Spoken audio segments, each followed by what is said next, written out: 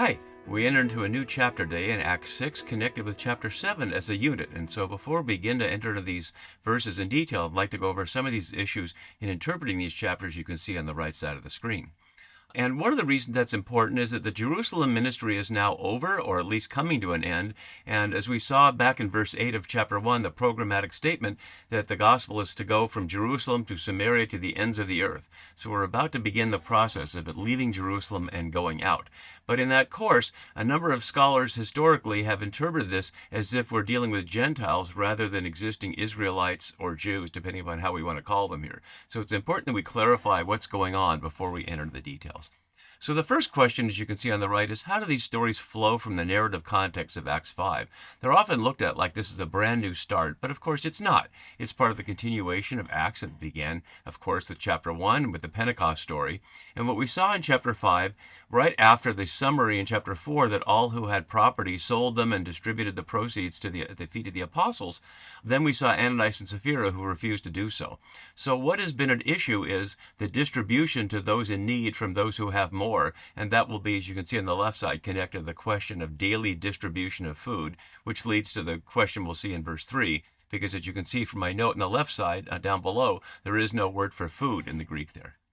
So the next question is, who are these people, the Hellenists and the Hebrews? And one of the issues, as you can again see from my note on the left side, that the word for Hellenist here, Hellenistai, is not in the Septuagint, Philo, or Josephus. So its meaning is disputed and can only be determined from the context here in Acts, because there's no other context from which to determine it. Hebrew, of course, is a relatively ordinary word in a sense, but not in Luke, it's not.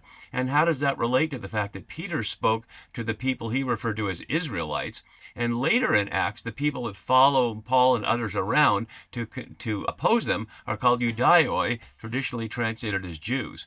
So we're going to have to look at the relationship with not only who the Hellenists are, but how the use of Hebrews here relates to other aspects of who the people of God are in this story.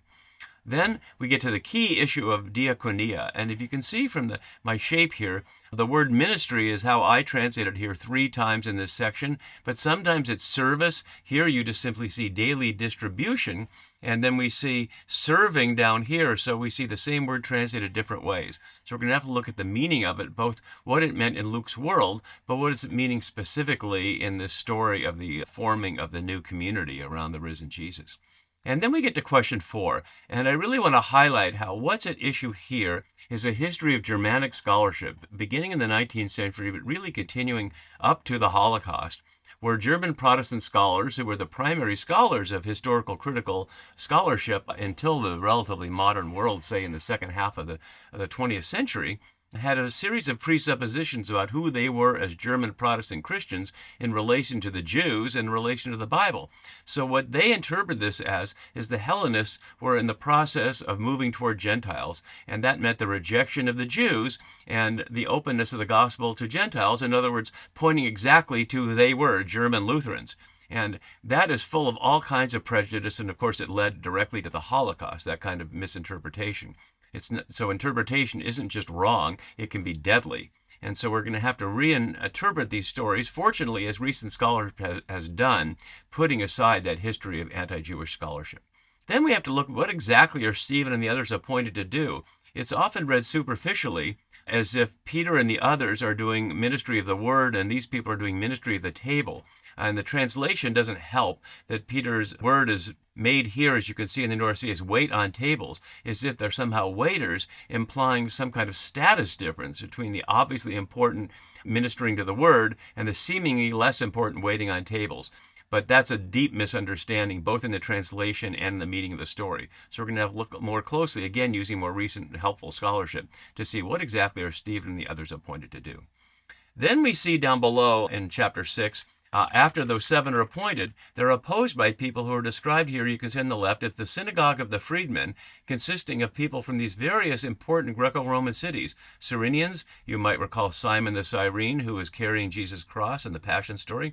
Alexandrians, a place to which nobody in Acts goes to, but was one of the primary centers of Judaism in these centuries after Jesus. Cilicia, where Paul is from, and Asia, which is where all the writing of the book of Revelation is addressed to. So we got to look at all these places, and one of the questions is, what is the synagogue of the freedmen? Is it a gathering? Is it a building? Is it in a particular place? Some of that can't be answered, but who are they, and why are they opposing Stephen, who we don't know anything about yet, other than he's one of the 7 who is described as full of the Spirit and power and of good status, or, as we'll see, witnessed for, but he hasn't said anything aloud in the text for us to know. So we'll have to look a little more closely at what it is that might lead them to be opposing him. And then we get to his speech. And this speech in chapter 7 is by far the longest speech in Acts, in a book full of speeches. We've already seen 3 of Peter's speeches, and we'll certainly see plenty of Saul/Paul's speeches in the second half of the book. But here is this very long speech. And so one of the first questions is, what kind of a speech is this? And scholars spend a lot of time arguing around the categories of Greco-Roman rhetoric, and maybe that's appropriate, but Stephen is not a Greco-Roman in that sense. He's a Hellenist, and again, we'll have to see what that means, but he's plainly speaking as a member of Israel in the sense of the people of God. So he's not a Gentile, he's not a Greco-Roman in the sense of someone who might be trained in paideia, the form of education for the Greco-Roman elite that would certainly include elements of how to speak proper rhetoric in public.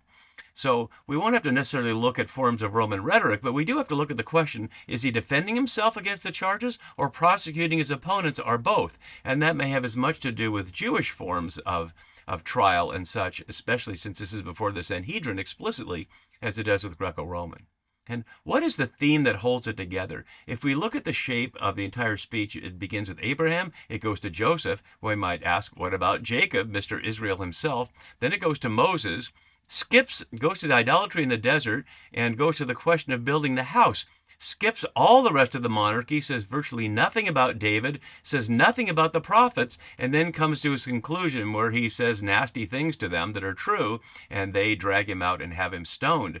So we really have to look carefully at what the theme is and what holds that together. Then at the end of chapter 7, as you could just see briefly, what do we make of the many parallels between Stephen after his speech and the Passion of Jesus? What is Acts saying here? Is it programmatic, that this is what happens to anybody who speaks up? It hasn't happened to Peter yet, and it's not going to happen to Paul. So what is it saying about these parallels and what it might be saying uniquely about Stephen? And then finally, at the end of chapter 7, we find that the people who were stoning Stephen left their coats at the feet of a young man named Saul. And it's often misunderstood that Saul becomes Paul, as opposed to the reality that Saul is his Jewish name and Paul is the Roman name that he certainly uses, since he's from Cilicia, in an intercultural society. Much like you may well know people who are from countries whose personal names are perhaps difficult to pronounce for English speakers, who pick up an English language name to make their name seem not so foreign, or at least easier to speak by locals. So Saul and Paul are one person, and he has 2 names. And we have to ask, what is the role of this young man in Saul in overseeing the execution of Stephen, and what that might say about who he is as he emerges on the scene as one of the key characters in the second half of the book. So those are the introductory issues, and with the next video, we'll begin to look at the chiasm that forms the first part of chapter 6 that sets up everything we've just looked at. See you next time for that. Bye-bye.